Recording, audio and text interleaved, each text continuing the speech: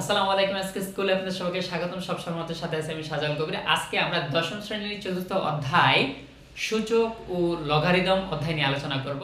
তবে একটা কথা বলে রাখি, বিশেষ প্রিলিতে আমাদের স্বতন্ত্র এক থেকে এই লগারিদম থেকে দুইটা এমসিকিউ থাকে। লগারিদম থেকে কটা এমসিকিউ থাকে? দুইটা এমসিকিউ থাকে। সুতরাং দশম শ্রেণীতে যারা আছে তাদের জন্য যেমন ইম্পর্টেন্ট, তেমন হচ্ছে যারা চাকরি প্রত্যাশী এবং বিশেষ প্রিলির জন্য যারা লড়ছেন তাদের জন্য কি আজকের যে আলোচনাটা সেটা খুবই কি ইম্পর্টেন্ট হতে যাচ্ছে। তাহলে কথা না বাড়িয়ে চলে যাচ্ছে আজকের সূচক এবং লগারিদমের বেসিক যে বিষয়গুলো আছে সেগুলাতে। প্রথমে আমরা চলে যাব এই যে গুণের যে সম্পর্ক। সূচকের ক্ষেত্রে যদি গুণের সম্পর্ক হয় তাহলে a পাওয়ার m গুণন a পাওয়ার n, অর্থাৎ দুইটা বেস যদি সমান থাকে তাহলে আমি দুইটা বেসের গুণ যদি করি তাহলে আমি এখানে লিখলাম a পাওয়ার m গুণন a পাওয়ার n। তাহলে দুইটা বেস থেকে আমরা একটা বেস কমন নেব। যদি গুণ থাকে তাহলে তাদের মধ্যে সম্পর্ক, পাওয়ারের যে সম্পর্ক আছে সেটাকে যোগের সম্পর্ক হবে m পাওয়ার n, m পাওয়ার n। তাহলে আমি এখানে যদি একটু সাইড লাইনে লিখে দেই, সূচকের ক্ষেত্রে আমাদের যে ফর্মুলাগুলো হবে, যদি কি ইনটু থাকে তাহলে কি হয়ে যাবে? প্লাস হয়ে যাবে। যদি প্লাস থাকে তাহলে কি হয়ে যাবে? ইনটু হয়ে যাবে। যদি মাইনাস থাকে তাহলে কি হয়ে যাবে? ডিভাইডেড হয়ে যাবে। আর যদি ডিভাইডেড থাকে তাহলে কি হয়ে যাবে? মাইনাস হয়ে যাবে। এই যে চার্ট আছে সেটা যদি আমাদের কি করতে হয় মনে রাখি তাহলে আমার এই বিষয়গুলো কি হবে না, আমাদের আর ভুল হবে না। a পাওয়ার m আমরা যদি লিখি a power m divided a power n, okay. তাহলে এটাকে আমরা কি লিখতে পারি? a power m divided by a power n। এটা কি সেম একই জিনিস, সেম কি একই জিনিস, ভাগ। তাহলে আমরা এখানে কি করব, যে দুইটা বেস থেকে একটা বেস কমন নেব। একটা a বেস কমন নিলাম, তারপর হচ্ছে কি পাওয়ার, এখানে যেহেতু m লিখলাম, এখানে যেহেতু ডিভাইডেড আছে বা ভাগ আছে তাহলে এখানে চিহ্নটা কি হয়ে যাবে? মাইনাস হয়ে যাবে, মাইনাস n হয়ে যাবে। তাহলে আমরা বুঝতে পারলাম যদি সূচকের ক্ষেত্রে দুটো বেস থেকে একটা বেস কমন নেই তাহলে যদি ইনটু থাকে তাহলে কি পাওয়ারগুলো কি প্লাস হয়ে যায়, আর যদি কি প্লাস থাকে তাহলে কি হয়ে যায়? ইনটু হয়ে যায়। একই রকম ভাবে যদি কি দুটো বেস থেকে একটা বেস কমন নেই, ডিভাইডেড যদি থাকে তাহলে কি পাওয়ারগুলো কি মাইনাস দিয়ে বসে, আর যদি মাইনাস থাকে তাহলে পাওয়ারগুলো কি ডিভাইডেড হয়ে বসবে। তারপরে আমরা চলে যাচ্ছি, যদি যেমন আমার এরকম থাকতে পারে না, a power m whole power n। সবসময় মনে রাখতে হবে পাওয়ার যতগুলা পাওয়ারই থাকুক না কেন, পাওয়ারে কি হবে? গুণ হবে। পাওয়ারে কি হবে?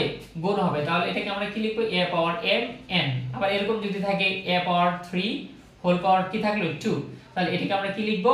এটাকে আমরা লিখবো কি a পাওয়ার 3 আর 2 যদি গুণ করি 3 দুগুণা 6। অর্থাৎ সূচকের ক্ষেত্রে পাওয়ার সব সময় কি হবে? পাওয়ারে কি হবে? গুণ হবে। 2টা 3টা 4টা 5টা সবগুলো যতগুলা পাওয়ারই থাকুক না কেন সেগুলো অলওয়েজ কি হবে? গুণ হবে।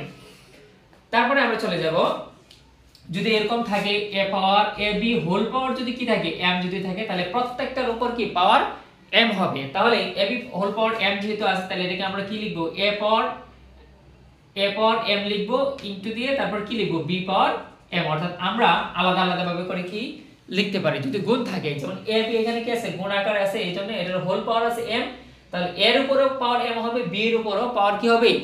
m হবে। তারপর হচ্ছে আমার যদি কি রুট থাকে, সেই এই বিষয়গুলো আমরা জানি। যদি রুট ওভার থাকে x এর উপর রুট থাকে, রুটের ভ্যালু হচ্ছে কি হাফ, রুটের ভ্যালু হচ্ছে কি হাফ, এটা মনে রাখতে হবে। আর যদি কিউবিক রুট যদি হয় তাহলে কি এটা হচ্ছে 1/3। এগুলো কি করতে হবে? একটু মনে রাখতে হবে। কিউবিক রুট যদি হয় তাহলে সেটা 1/3, আর যদি শুধু রুট হয় তাহলে সেটা হচ্ছে কি 1/2। এখন যে বিষয়টা আসতেছি এইটা হচ্ছে কি একটু শিক্ষার্থীদের কি একটু ঝামেলায় ফেলতে পারে, এজন্য এটা একটু কি মনোযোগ দিয়ে দেখতে হবে। যেমন আমার যদি এরকম থাকে ব্যাপারটা, এখানে রুটের উপরে কি আছে? n আছে, আর হচ্ছে বেসের উপরে m আছে। রুটের উপরে আছে n আর বেসের উপরে কি আছে? পাওয়ার হচ্ছে m। মনে রাখতে হবে এটা যখন আমরা ভাঙাবো সব সময় আমার বেসের উপরে যে পাওয়ারটা থাকবে এটা হবে লব, বেসের উপরে যে পাওয়ারটা থাকবে সেটা হবে লব, আর রুটের উপরে যে পাওয়ারটা থাকবে সেটা হবে কি হর। মনে থাকবে এটা। এই যে বিষয়টা আছে আমি একটু মার্কিং করে দিচ্ছি, এইটা শিক্ষার্থীরা কি করে থাকে, হ্যাঁ একটু মিস্টেক করে থাকে, ভুলে যায় বা ভুল করে ফেলে। কি করে? যে প্রথমেই এই যে m যেটা সেটা লব দিয়ে দেয়, এরপরে m যেটা আছে সেটা কি হর দিয়ে দেয়, যার কারণে কি শিক্ষার্থীরা এই জায়গায় ভুল করে। এজন্য এটা আমি একটু মার্কিং করে দিচ্ছি যেন কি এই জায়গাটার মধ্যে ভুল না হয়। তারপর হচ্ছে আরো গুরুত্বপূর্ণ একটা বিষয়, সেই বিষয়টা হচ্ছে যদি আমাদের a power m equal a power n, অর্থাৎ এখানে কি আছে? ইকুয়াল আছে। ইকুয়ালের ডান দিক এবং বাম দিকে যদি আমার কি দুইটা বেস সমান হয় তাহলে পাওয়ারগুলো সমান হয়ে যাবে। আবার দুইটা পাওয়ার যদি সমান হয় তাহলে বেসগুলো কি হয়ে যাবে? সমান হয়ে যাবে। এখানে যেহেতু দুইটা বেস সমান, দুইটা বেস কি সমান, তাহলে এখানে আমরা কি লিখতে পারি? সুতরাং m ইকুয়াল আমরা কি লিখতে পারি n লিখতে পারি।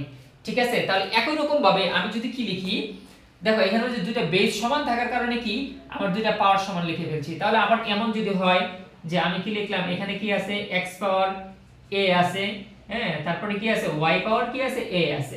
এখানের মধ্যে দেখো বেসগুলো সমান ছিল আর এখানের মধ্যে কি আছে পাওয়ারগুলো সমান আছে। যেহেতু পাওয়ারগুলো সমান আছে তাহলে আমরা এখানে কি সুতরাং লিখতে পারি x ইকুয়াল y। অর্থাৎ যদি বেসগুলো সমান থাকে তাহলে আমরা কি পাওয়ার সমান লিখতে পারি, আর পাওয়ারগুলো যদি সমান থাকে তাহলে আমরা কি বেস সমান লিখতে পারি। এই হচ্ছে সূচক এবং লগারিদমের যত ধরনের বেসিক আছে সব বেসিক আমরা কি করলাম একটা ক্লাসে খুব সহজে আলোচনা করে নিলাম।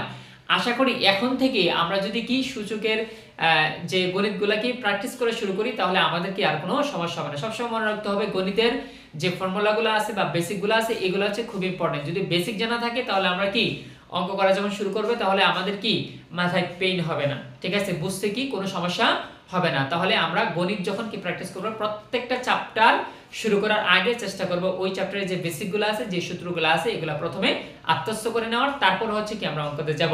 তাহলে আজকে টিউটোরিয়ালে শুধু সূচক এবং লগারিদমের কি বেসিক নিয়ে আলোচনা করলাম। তাহলে পরবর্তী টিউটোরিয়াল থেকে আমরা কি করব সূচকের অঙ্ক প্র্যাকটিস করা শুরু করব। তাহলে আজকে টিউটোরিয়ালটি যদি ভালো লাগে অবশ্যই লাইক কমেন্ট শেয়ার করে তোমার সকল বন্ধুদের কাছে পৌঁছে দেবে যেন তারাও সূচক এবং লগারিদমের এই বেসিকগুলো খুব সহজে কি আত্মস্থ করতে পারে। তাহলে আজকে এখানে শেষ করছি, দেখা হবে পরবর্তী কোনো এক টিউটোরিয়ালে। আসসালামু আলাইকুম।